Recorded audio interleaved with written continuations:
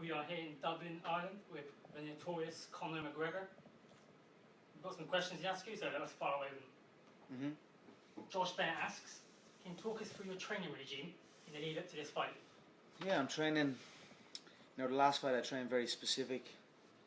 6 foot plus southpaws in the middleweight to light heavyweight range. That's who I trained with for the last contest. So this one, we've gone back to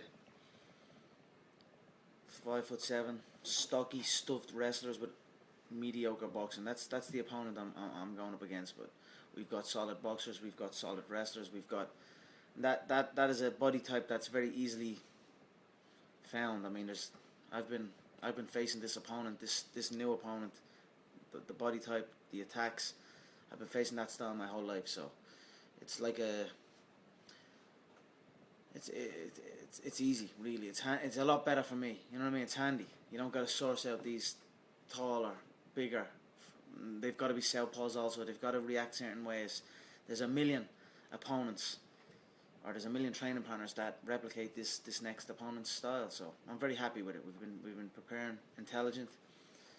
We've continued on the cardiovascular training that I've been doing, and we've been monitoring that very closely. Now that my body fat is dropping, I'm getting a lot leaner. Again, making 155 before it was 170. I was stuffing my face to get to 168. So now at 155 I'm shredding out nicely, and I find that my VO2 max has improved significantly, very much so. I'm feeling good. Kia Watson asks, stylistically, what kind of threats does Eddie Alvarez pose? You know, I don't think he poses any threat. I don't believe. You know, he's tough. He's a tough kid.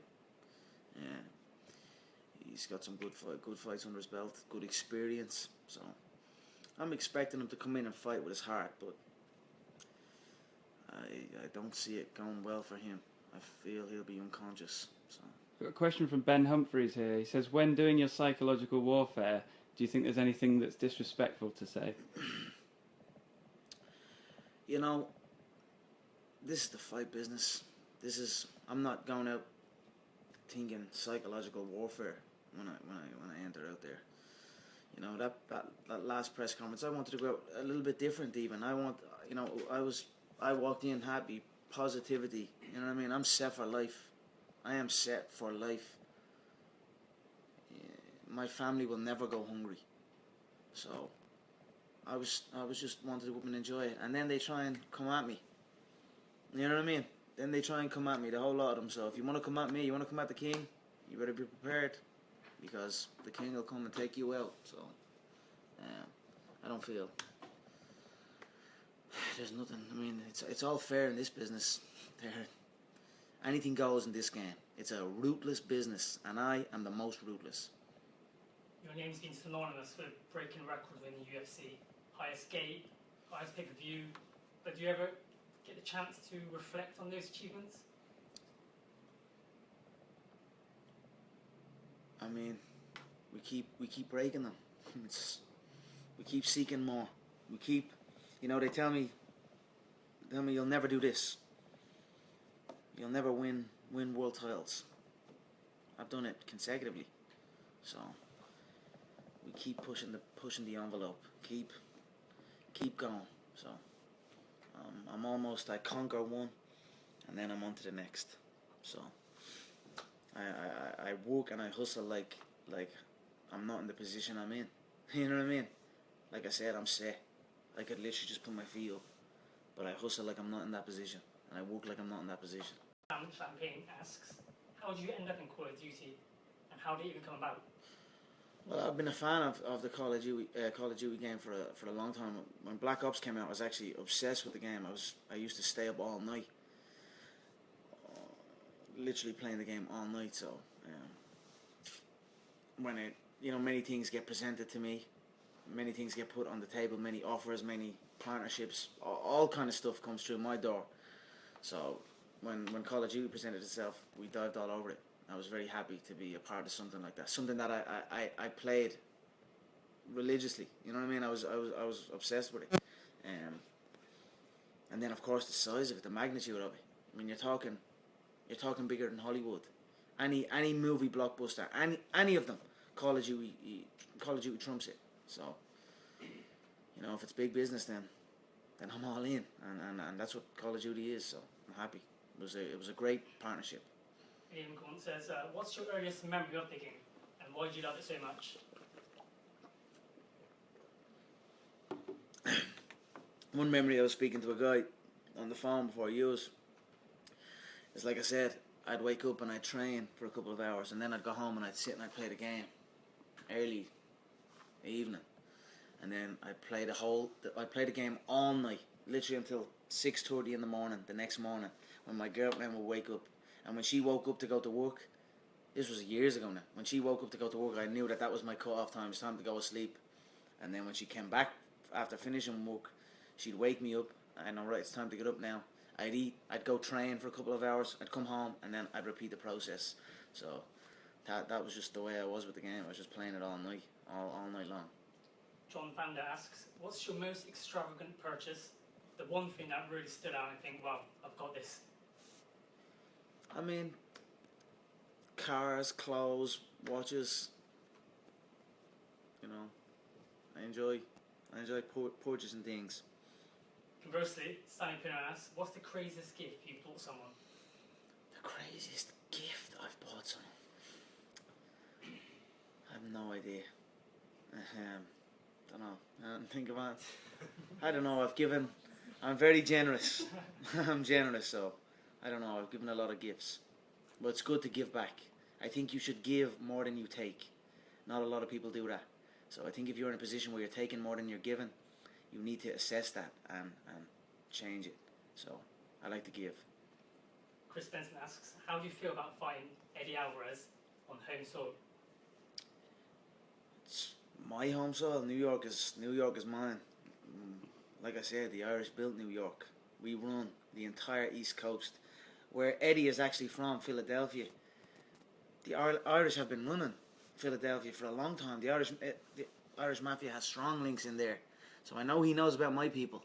So I know he knows about who we are. So it's an honour to fight on my home soil. Ian Beard asks, do you have a prediction for the fight? How's it going to go down, and is there a round you can pick? I think my fist is bigger than his head. I think I'll plant him with a shot, and it's going to be good night. So I feel it's going to be early, and it's going to be devastating. Jim Bollard asks, are you excited for the return of Ronda Rousey? And how do you think her next fight will go down? Yeah, I'm very excited. You know, it's good to finally see her back. I think losses can really affect. You know, it's a crazy business we're in. You know what I mean? Especially at the very, very high top. So, I hope she took inspiration on how I came back from my defeat. And I wish her all the best. She's fighting a solid competitor. I'm excited to see how it unfolds. Ethan Holmes says, is there one fight that you'd like to go back and fight again? Any in previous history? I'm about moving forward. So I'm happy with every contest, wins, losses, all of them. So. Lucy Jackson has said, have you heard about the killer clown epidemic? Yeah, I've seen that people are dressing up as clowns or something like that. I don't know what would you do if a clown I'd slap the head off of one. I mean, what? You see some guy jumping out screaming in your face, dressed in a clown mask, I'd slap the head off and pull the clown mask off and stick it up his ass. Do you know what I mean? That's, what the fuck even is that? I don't know what the fuck even is that, but it's... Have people been killed or what? It's like, that's... I haven't heard, like, people been killed. You hear, like, maybe, or there's stabbings and stuff like that, but... I don't know, it's fucked up. I don't know, it's fucked up. Just don't come near me in a clown's... In fact, just don't come near me, period. Come near me and I'll slap the head off anyway. But if you're in a clown's, I'll slap the head off even more so. Gymnasta asks, Jose Aldo really wants the rematch. Do you think you've ever given the rematch? I don't, you know, I think that's I don't think he wants the rematch. I think he's happy with this feud and this get out clause. You know what I mean? He won, I knocked him out, then he came back, won a decision. He has an interim belt. I think he wants this kind of feud with the UFC and he wants to just separate himself. Because he doesn't want this again, so... Sam Greenwood wants to know if a Nate Diaz trilogy fight will ever happen. Yeah, I think potentially so. the more I think about it, Nate is going to be... there was a lot of damage done to Nathan in that last fight. Even looking at his facial features, they are not the same. So I know those close to him will understand what I'm talking about. So there could be a potential fight maybe down the line for the lightweight belt after I win this, but to see him have to make the weight, and then to see the damage that he took in the last fight, and then come in on a much lower at a much lower weight, it wouldn't end good for him. So I'd imagine, and I'd probably hope, that his people close to him would stop him from doing it. It's done now. Cash your money and bounce. But if I call him, and we'll see what happens. Alex Thompson asks, will a fight between you and Floyd Mayweather ever happen?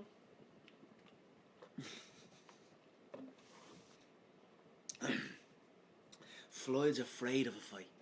Floyd doesn't want a fight. Floyd wants a boxing match. And I've already said, no problem. Get my fucking money. And when you get my money, then we can box in this boxing match under these set of specific rules that will keep you alive. So, I'm here. Where's my money?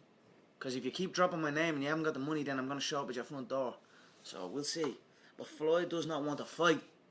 Floyd wants a match under a specific set of rules. I don't need rules. So, I'm open. Let's see what happens. Right now, it's just talk. Leroy Jackson says, is it true you think the current WWE roster is a bit shit? Yeah. That simple? Yeah. Good answer. Yeah, well, what do you want me to say? The dweebs, the whole lot of them. Do you think you could ever go into wrestling? Maybe as CEO, you know what I mean? Maybe just take Vince out of the chair. But, I don't know. Brian Brady asks, you couldn't commit to the Triple X sequel in preparation for the Nate Diaz rematch, but would you reconsider going to Hollywood acting?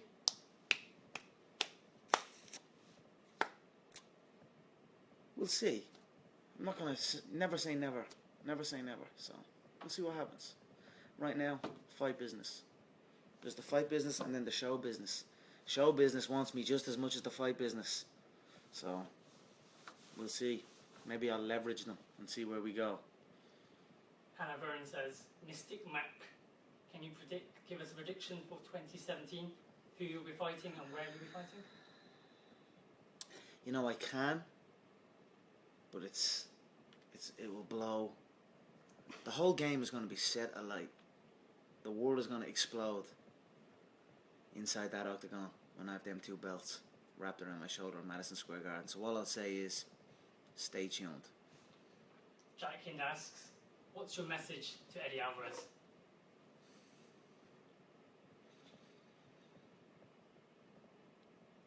I have no message. It's over. They know it's over too. They're apologetic. They said this, they said that, they said everything. Now he's the best striker I've ever seen. We apologise. I apologise. It's show up, take your ass whooping, and I'll see you later. That's it, guys. Thanks for the questions. Conor, Thank you. thanks for the time. Thanks so much.